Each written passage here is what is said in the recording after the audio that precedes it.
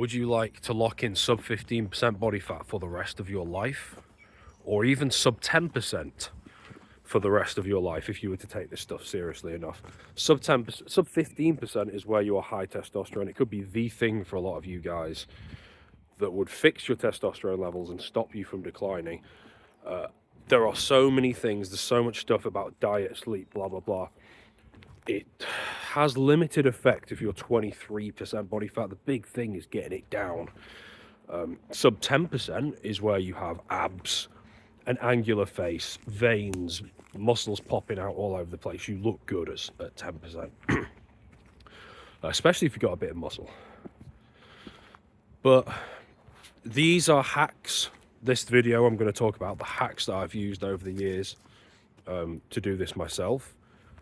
I've stayed far leaner for far longer than the vast majority of guys on the internet. Some guys get really huge or really shredded for a year or two and then they lose interest, or they take loads of steroids or something. I've been like 10% for a very, very long time, since I was about 22, 23. I've stayed lean, and I wasn't lean my entire life either, so it's not genetics. I used to be a chubby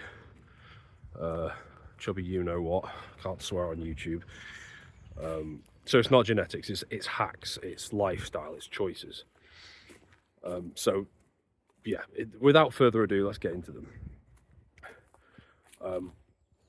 In no particular order, one hack that's always worked really well for me is sparkling water.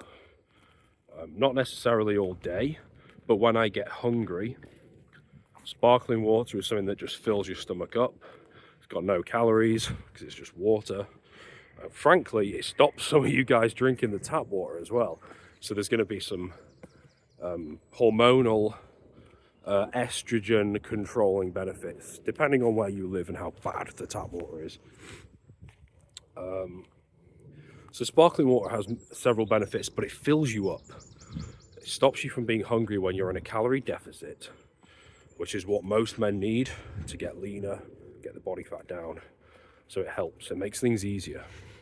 It's not going to make up for a terrible diet, but it will make things easier, especially if you have it every day at the time when you are most hungry normally, which for me used to be like when I was in a deficit, it was like 11 o'clock, late morning, that sort of time. Second hack. This isn't really a hack, it's more of a foundational thing, and it's protein. But not just protein. Chewy, crunchy, difficult to eat protein. Liquid protein shakes and downing some raw eggs doesn't count because there's no chewing action involved. It doesn't feel like you're consuming lots of calories. Contrast that to the equivalent number of calories, say like in a steak, say like half a steak or a relatively small steak. That is difficult to eat. You're chewing, you're tearing it up. It's taxing on your jaw. It feels tough. It feels like you're consuming more calories. You feel fuller at the end of it. Not just immediately because of all the chewing, but it also tends to keep you fuller as well. And again, it comes back to this principle I've spoken about before, satiation per calorie. This is what you're going to be fuller on less calories. This is the secret to all diets that work. It makes it easier. Whereas if you're hungry, you're thinking about food all the time, that diet's going to fail at some point. It's never going to become a lifestyle, which is the whole point. You have to make it a lifestyle. But to make it a lifestyle, you've got to have the satiation per calorie on point. Whey protein is great for guys who are super busy, or you're Indian and you're not allowed to eat a load of meat or whatever. Or it's great to top up the protein sources, but if that's your only protein source, you're not going to be the fullest individual in the world. It's going to be hard to get really lean. Steaks are way better. Chicken breast is decent. Organ meats are good. Anything where there's lots of chewing involved. This is why cruciferous veg is so good. Now, another huge fat loss hack. Now, this is not easy, and it's not something that requires no effort, especially if you have not been brought up this way. But it's to find some sort of activity, some sort of calorie burning thing that you actually enjoy. This is why athletes are also lean. This is why some of these Instagram models are all shredded, and they've all got very angular faces, rippling six packs. They're lean all the time, year round. And it's because they burn a lot of calories, and they don't just do it for 1 month because they're on a diet. They do it as part of their lifestyle. They either enjoy running or they enjoy going for long walks whilst recording YouTube videos like me, or they enjoy swimming or whatever, or football or some sort of sport. Paddle's becoming a big thing now. But the point is, they burn lots of calories. Or MMA. Quite a lot of you guys are really into MMA, which is great. Or kickboxing. Do that 3 times a week. It's a lot of extra calories being burnt. And then maybe on some other days you do some runs or some sort of recovery or something that helps with the MMA. So if you start to take something really seriously, burn loads of calories, and you enjoy it, this is the key, you enjoy it so that you're going to stick to it year round, it makes fat loss so much easier, and it makes staying lean so much easier. Contrast that to the guy that sits down all day. Man, this is why keto and carnivore has become so popular over the years. It's because people just sat down all the time. If you're sat down all day and your maintenance, and you're not jacked, and your maintenance calories are literally like 2,200, so you need to be in sub 1,700 to get anywhere with fat loss, yeah, you better be doing keto. Like, you've got no other choice at that point. This is why I've always said carbs, like fruits and potatoes, are fuel for the athlete. But the key here is you need to become more of an athlete. Stop sitting down all day. It's not helpful. But yeah, anything that burns lots of calories and you enjoy it, you genuinely get, like, whether it's the endorphins or the group, some more extroverted guys are going to want the group thing that you get with a lot of sports, or it's being in nature, whatever it is that you enjoy. The key is you enjoy it, and then you can do that regularly and get shredded as a result. And then if you combine that with a high protein diet and things like sparkling water, you're onto a winner. Now, another thing that's going to fill you up and control your appetite, and this is one that so many people want to fight me on, and they don't want to do it because they prioritize taste at all times. Everything has to taste amazing.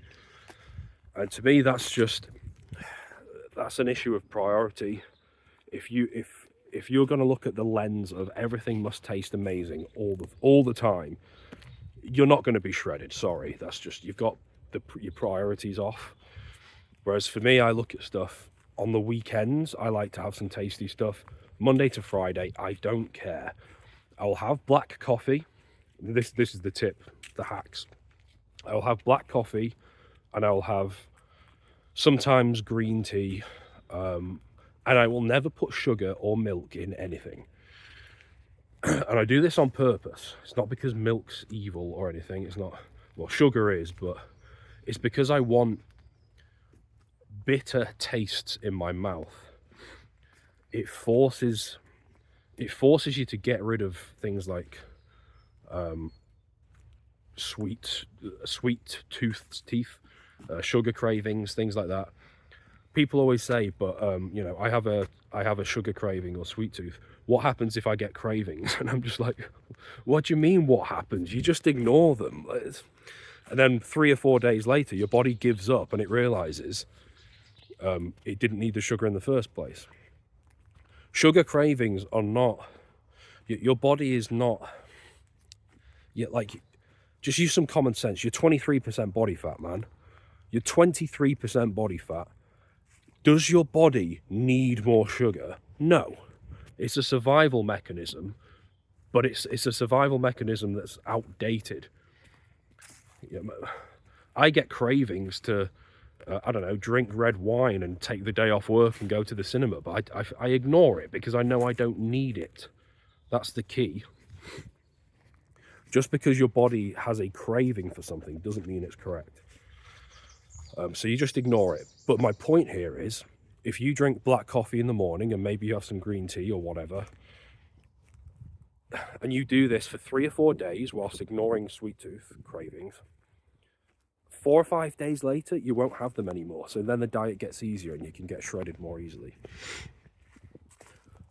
Bitter tastes are good, especially if you're trying to be really lean. If you want everything to be sweet all the time, man, you're screwed. You're not going to make it. You're not going to be lean. You're going to have higher estrogen levels and higher blood sugar, certainly higher blood sugar levels at all times, unless you're running marathons and things like that. But these are some hacks that I've used with great success for many, many years. And I was not born shredded. I was not born 10% body fat. This is something I've just built for myself. I used to be chubby, so I know what it's like. And this is the biggest thing was I was a sugar addict. I was always having big bowls of sugary cereal. Very low testosterone food. Really good for gaining loads of weight. Really good for some dude who wants to bulk or dirty bulk or whatever. Not good for your testosterone. Not good for your physique, your face. I had moon face constantly. Ugly as anything. But those are the hacks. I did a video a while back on more on satiation per calorie. I'll link it here. I go into quite a lot of detail there in terms of like principles and the foundational stuff behind fat loss. I think you'll find it very, very useful. It's a popular video at the time. Check it out.